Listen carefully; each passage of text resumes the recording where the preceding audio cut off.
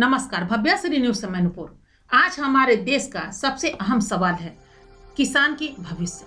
जो किसान का बिल पास हुआ है, उनके भविष्य का जो बिल पास हुआ है प्रस्ताव, उस प्रस्ताव को किसान ठुकरा रहे हैं और आज 2 सप्ताह के बाद भी आंदोलन और धरना जारी है, प्रदर्शन हो रहा है और वाद विवाद हो रहा है। कुछ लोग किसान के पक्ष में हैं तो कुछ लोग किसान के विपक्ष में हैं। कुछ लोग का यह कहना है कि किसान को लोग भड़का रहे हैं, कुछ लोगों का कहना है कि नहीं, किसान अपने सही रास्ते पे है।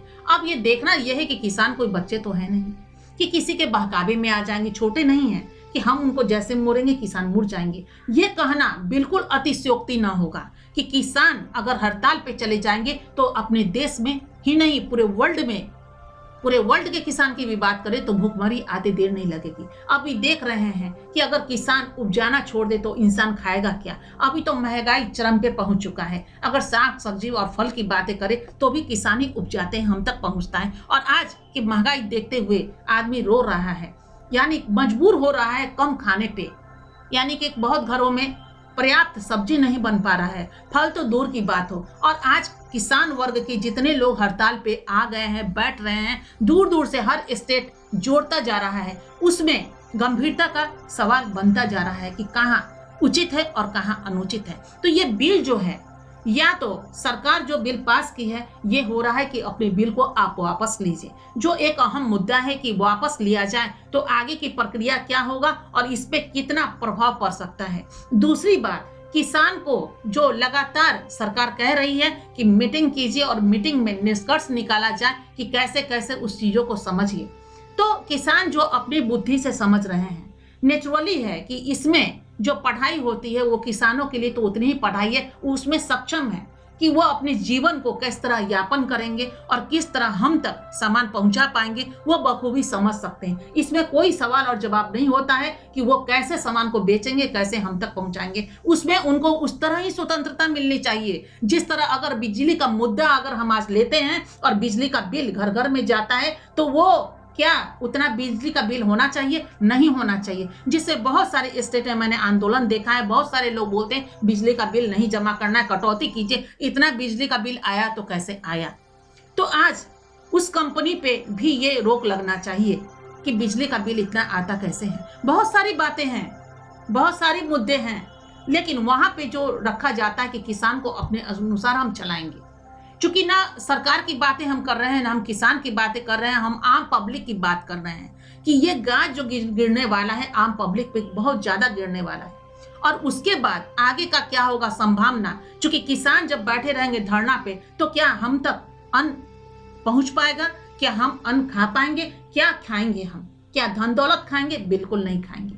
और उसके बाद कहां से आएगा अन्न हमारे यहाँ? और वही हिसाब हो जाएगा महंगाई, चूंकि बाहर के देशों से फिर हमें अन्न मंगाना पड़ेगा। अगर स्कार्सिटी हुई, अगर धान नहीं उपजाया गया, अगर गेहूं नहीं बना तो फिर क्या करेंगे? साग सब्जी फिर बाहर से आएगा और बाहर से फिर वही चीज हो जाएगी जो आज पाकिस्तान को भोगना पड़ रहा है। और पाकिस्तान में हमारे इंडिया से जो जाता था वो उस पर रोक लगा और देखिए वहां कितना महंगाई बढ़ गया। और यही चीज हमारे इंडिया में आते देर नहीं लगेगी। हमें मनाना होगा किसान को हर हाल में, हमें समझाना होगा किसान को हर हाल में वो इस प्रस्ताव से आए या बीच बीच के प्रस्ताव से आए। थोड़ी सी जो उनकी चीजें हैं, किसान का जो बातें हैं वो भी मानना पड़ेगा, सरकार की बातों को भी मानना पड़ेगा। दोनों को मानकर एक बिल आगे बढ़ाना पड़ेगा ताकि कंफ्यूज जहां है सरकार, वो कंफ्यूज जहां है किसान, उस कंफ्यूजन को दूर हटाना पड़ेगा और सरकार की पूरी बातें उन तक पहुंचाना पड़ेगा। तभी ये मेल बैठेगा।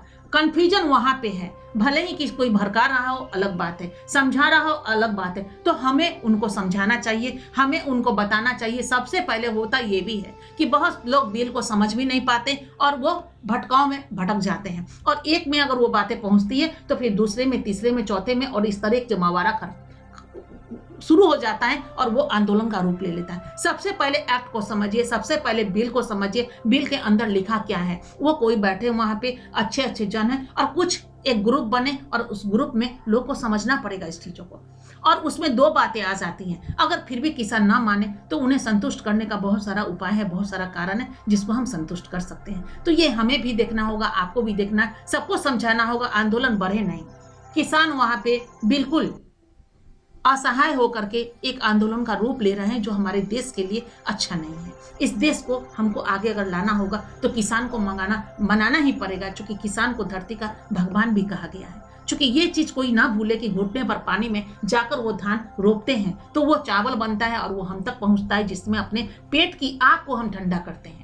अगर वो ना जाए घुटने भर पानी में तो फिर हम और कहाँ रहेंगे। उसका नाम है किसान। तो किसान को खुश रखिए, खुशी दीजिए और इस बिल को उन तक पूरी स्वच्छ वातावरण में समझाना पड़ेगा, स्वच्छता से समझाना पड़ेगा, भले ही इसका अंजाम जो भी हो। और इस चीजों को भी समझिए कि सरकार ने क्या बिल प्रस्ताव पारित किया है और किसान किस तरह समझ रहे हैं या किस तरह नहीं समझ रहे हैं, और किसान को मनाना पड़ेगा हर हाल में। ये हमारा और आपका भी कर्तव्य होता है। तो फिर इस चीजों को आगे बढ़ाइए और आंदोलन को वहीं रोकिए और उसमें दोनों की बातें आमने सामने हो। ये काम हमको करना चाहिए, भड़काना कदापि नहीं चाहिए किसी भी रूप में। न सरकार की तरफ से कोई भड़काए और न किसान की तरफ से भड़काए। एक रास्ता सुमार्ग का हो जिसमें हमारा भारत सवाल भारत का है कि भारत स्वच्छता की तरफ बढ़े। इस तरह नहीं हो कि अपने आप में हम मार काट कर रहे हैं, अपने आप में हम धरना प्रदर्शन कर रहे हैं, अपनी देश की बातें हम दूसरे देश में बता रहे हैं कि देखिए हमारे यहाँ किस तरह की बातें हो रही हैं आसपास।